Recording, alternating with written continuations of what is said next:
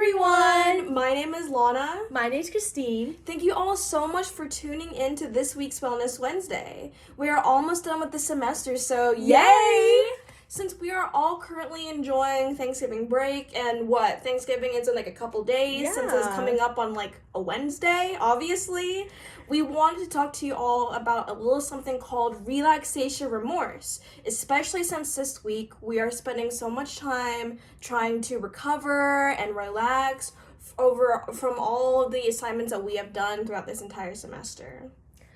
We are going to do our best defining what is relaxation remorse, as well as tips on, how to cope with it. As always, even if you don't feel like you have ever experienced it, keep the information in your pocket, just in case you or someone you know are experiencing it. So you all may be wondering, what exactly is relaxation remorse and why is it such a big deal?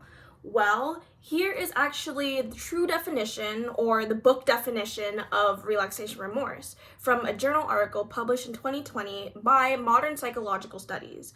According to them, relaxation remorse is defined as the feeling of feeling guilty while taking a break from working, or feeling as though you must be continuing activity instead of resting. This can occur not only during the workday, but also outside of work, such as when you're relaxing at home. Some people or someone may feel as though they are falling behind in their work or their assignments or other work-related tasks if they are not continuously doing something. Relaxation remorse can actually impede the benefits of the recovery period or relaxing. In other words, feeling guilty while taking a break can actually not allow you to fully take a break and actually rest, since you are constantly worrying about what you should be doing. So your brain is always working. Okay, so now we're going to go into our own personal definitions of what is relaxation remorse. For me, relaxation remorse is feeling as though I am wasting my time by not doing anything productive. Although I don't necessarily have anything urgent to check off my list, I have this feeling mentally and physically that I need to be doing something. I do find myself sometimes having this mentality of always keeping myself on the go because I should be finishing things now so my future self wouldn't have to worry about it later. So my definition of relaxation remorse is feeling as though that I just don't deserve to relax. Even if I may be finished with all my assignments or just don't have anything else left to do, like I don't have to study for an exam or any quiz coming up, I still just feel like as though I just don't deserve to sit down and relax. Like I always have to be doing something, keeping myself productive, and playing video games or scrolling through TikTok just isn't cutting it. So I always feel like as though I need to be like reading a book from honors or something just to get ahead of the game or anything kind of like that. So yeah. Okay, so now we're going to go into our own personal experience with relaxation remorse. So my personal experience with relaxation remorse is that I didn't really struggle with this in high school until I got to college, where my schedule has become so busy more frequently. There has been times where I found myself actually having time to just relax and do nothing. However, I have this feeling and mentality that, oh, I should just get ahead on this assignment or this essay. Then that free time I finally have for myself just becomes another time for doing work. Or there's been times I found myself having the time to go to volunteering, but I'm feeling a little bit worn out. Like my mental capacity is just not there. But I find myself guilt tripping myself that I should go because would be a much better time than spending on the couch and watching TV. I would say relaxation remorse can be used by others to kind of drive others to get things done. However, it does ruin the small moments you find for yourself to do the personal, enjoyable things besides work, school, and volunteering.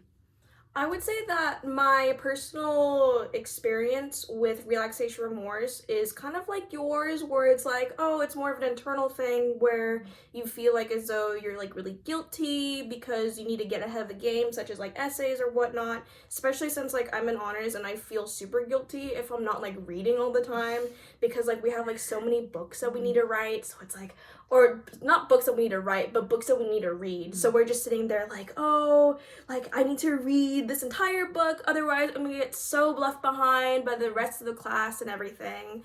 And in addition to that, I honestly feel like as though we live in like hustle culture. Yeah. So it's like, oh, like what's really praised is being productive all the time, being always on the go, never really taking a break. Because like whenever I take a break, my brain's always like, oh yeah, you're lazy, you're not being productive, you need to be doing something different, and like, or you're not doing something anything productive. So what's the point in you going to college if you're not constantly studying, or if you're not constantly trying to like what kind of like improve in your academics. Yeah. So it's like, and then when I get a bad grade from a test, I'm like, okay, it's because I didn't study, Yeah. or it's because I'm too lazy and I didn't study enough. You know what I mean? So yeah. Okay, so now we're going to be talking more just about relaxation remorse. So for some people, staying busy in life helps them to focus on things outside of their minds and thoughts circulating around their heads. So, however, this can lead into workaholism.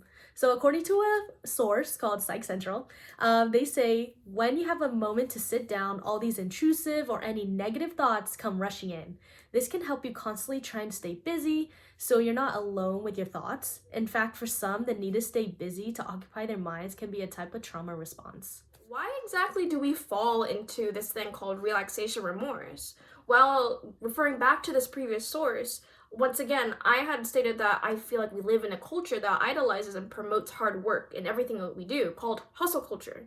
Sometimes these influences can be found from our professors, our peers, and even depending on your background or your cultural background, our families. Sometimes our identity is even linked to how productive we are, because productivity to many people can transcend into feeling accomplished and good about themselves.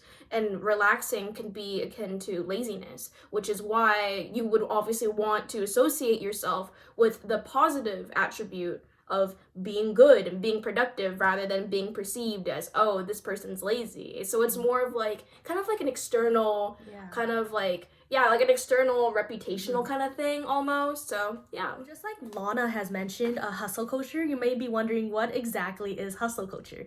So hustle culture is a very common and found in workplaces settings or like school settings that emphasizes hard work and long hours as the key to success. So I'm gonna give you some examples of what hustle culture really looks like. So first one is like employees are being praised for working long hours, or students sacrificing so much for like a paper or essay or test.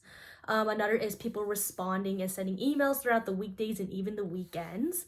Another is there are performative acts of hustle, including bragging about not sleeping enough because of work, or like skipping meals to get things done.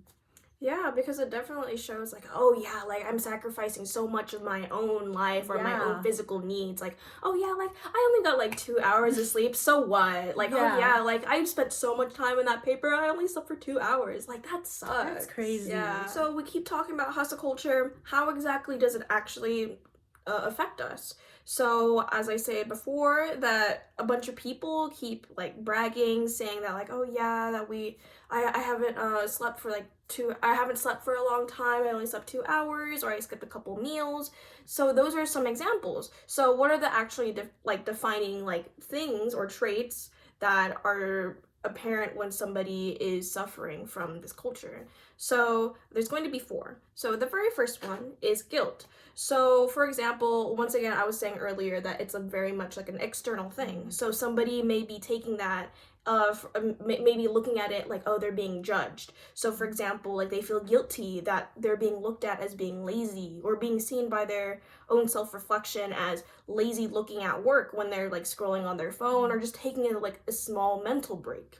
The second one is anxiety. This is experience that whenever someone higher up, like a boss or a supervisor, may be expecting you to work at the same level as somebody else that's working very competitively, that has that energy to keep working really hard. So they start, you feel like as though like your boss or your supervisor is comparing you to them. And you may be thinking, oh, they're going to expect me to hustle harder.